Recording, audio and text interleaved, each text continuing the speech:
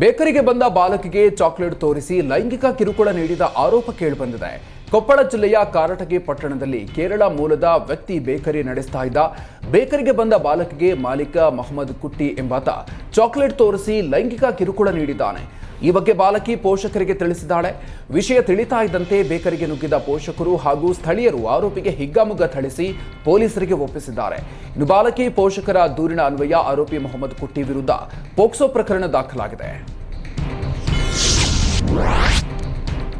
Granite ಗಣಿಯಲ್ಲಿ ಸಿಡಿಮದ್ದು ಸ್ಫೋಟಗೊಂಡು ಒಬ್ಬ ಕಾರ್ಮಿಕ ಸ್ಥಳದಲ್ಲೇ ಮೃತಪಟ್ಟಿರುವಂತಹ ಘಟನೆಯಾಗಿದೆ. ಮತ್ತೊಬ್ಬನಿಗೆ ಗಂಭೀರ ಗಾಯ ಆಗಿದೆ. ರಾಯಚೂರು ಜಿಲ್ಲೆಯ ಲಿಂಗಸುಗೂರು ತಾಲೂಕಿನ ಮಾಕಾಪುರ ಗ್ರಾಮದಲ್ಲಿ ಈ ಘಟನೆಯಾಗಿದೆ. ಮೆಣಸಿಗೇರಿ ಗ್ರಾಮದ ವೆಂಕಟೇಶ್ ಮೃತ ಕಾರ್ಮಿಕ. ಮಾಲಿಂಗಪ್ಪ ಎಂಬಾತನಿಗೆ ಗಂಭೀರ ಗಾಯ ಆಗಿದ್ದು ಆಸ್ಪತ್ರೆಗೆ ದಾಖಲಿಸಲಾಗಿದೆ. ಗಣಿ ಮತ್ತು ಭೂವಿಜ್ಞಾನ ಇಲಾಖೆಯ ನಿಯಮ ಗಾಳಿಗೆ ತೂರಿ ಅಕ್ರಮ ಗಣಿಗಾರಿಕೆ ನಡೆಸಲಾಗ್ತಾ ಇದೆ. ಸಿಡಿಮದ್ದು ಸ್ಫೋಟದಿಂದ ಕಾರ್ಮಿಕನ ಮುಖ ಮತ್ತು ಎದೆ ಭಾಗ ಛಿದ್ರ ಆಗಿದೆ.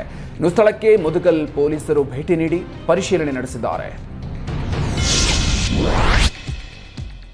ಯಾದಗಿರಿ ಜಿಲ್ಲೆಯ ಶಹಾಪುರ ತಾಲೂಕಿನ ಸಗರ ಗ್ರಾಮದಲ್ಲಿ ಹೊಲಕ್ಕೆ ನುಗ್ಗಿ ಜೋಳದ ತೆನೆ ಕಳ್ಳತನ ಮಾಡಲಾಗಿದೆ. ಸಗರ ಗ್ರಾಮದ ರೈತ ಅಂಬರೀಶ್ ಅನ್ನೋರ ಜಮೀನಿಗೆ ರಾತ್ರಿ ಕಳ್ಳರು ನುಗ್ಗಿದ್ದಾರೆ. ಸುಮಾರು 2 ಲಕ್ಷ ರೂಪಾಯಿ ಬೆಲೆ ಬಾಳುವ ಜೋಳದ ತೆನೆ ಕಳ್ಳತನ ಮಾಡಿದ್ದಾರೆ. ರೈತ ಅಮರೇಶ್ 4 ಎಕರೆ ಜಮೀನಿನಲ್ಲಿ ಜೋಳಗಳನ್ನು ಬೆಳೆದಿದ್ರು.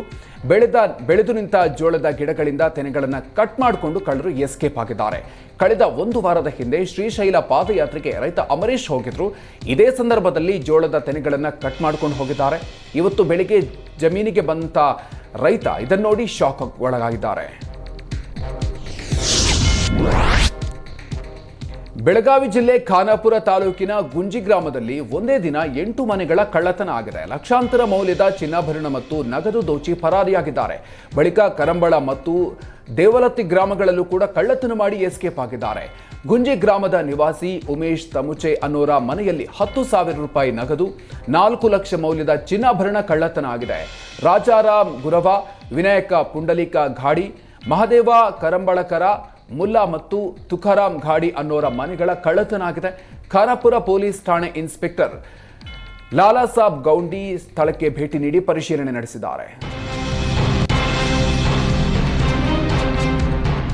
ಬಂಡೀಪುರ ಉಳಿಸಿ ಅಭಿಯಾನದಡಿ ಚಾಮರಾಜನಗರ ಜಿಲ್ಲೆಯ ಗುಂಡ್ಲುಪೇಟೆ ತಾಲೂಕಿನ ಹಂಗಳ ಗ್ರಾಮಸ್ಥರಿಂದ ಪ್ರತಿಭಟನೆ ನಡೆಸಲಾಗಿದೆ. ಯಾವುದೇ ಕಾರಣಕ್ಕೂ ಕೂಡ ರಾತ್ರಿ ಸಂಚಾರಕ್ಕೆ ಅವಕಾಶ ಕೊಡದಂತೆ ಆಕ್ರೋಶ ಹೊರಹಾಕಿದ್ದಾರೆ.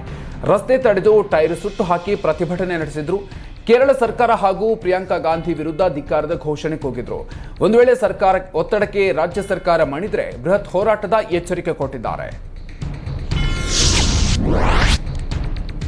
ಬೆಳಗಾವಿಯ ಬಿಮ್ಸ್ ಆಸ್ಪತ್ರೆ ಅವ್ಯವಸ್ಥೆಯಿಂದ ರೋಗಿಗಳು ಪರದಾಡಿದ್ದಾರೆ. ಬಿಮ್ಸ್ ಆಸ್ಪತ್ರೆಯ ತುರ್ತು ಚಿಕಿತ್ಸಾ ಘಟಕದಲ್ಲಿ 20 ನಿಮಿಷಗಳ ಕಾಲ ವಿದ್ಯುತ್ ವ್ಯತ್ಯಯ ಉಂಟಾಗಿದ್ದು ರೋಗಿಗಳಿಗೆ ಮೊಬೈಲ್ ಟಾರ್ಚ್ ಹಿಡಿದು ಚಿಕಿತ್ಸೆ ನೀಡಲಾಗಿದೆ. ಇದೇ ಸಂದರ್ಭದಲ್ಲಿ ವಿಷ ಕುಡಿದು ಬಂದಿದ್ದ ರೋಗಿಗೆ ಮೊಬೈಲ್ ಟಾರ್ಚ್ ಹಿಡಿದು ಚಿಕಿತ್ಸೆ ನೀಡಿದ್ದಾರೆ. ಐಸಿಯು ವಿಭಾಗದಲ್ಲೂ ಕರೆಂಟ್ ಹೋಗಿದ್ರಿಂದ ವೈದ್ಯರು ಹಾಗೂ ರೋಗಿಗಳು ಕೆಲಕಾಲ ಆತಂಕಕ್ಕೆ ಒಳಗಾಗಿದ್ರು.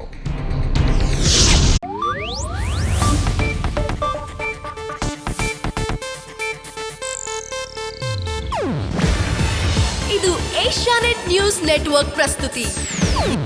ನೀವು ನೋಡ್ತಿದ್ದೀರಾ ಏಷ್ಯಾನೆಟ್ ಸುವರ್ಣ ನ್ಯೂಸ್.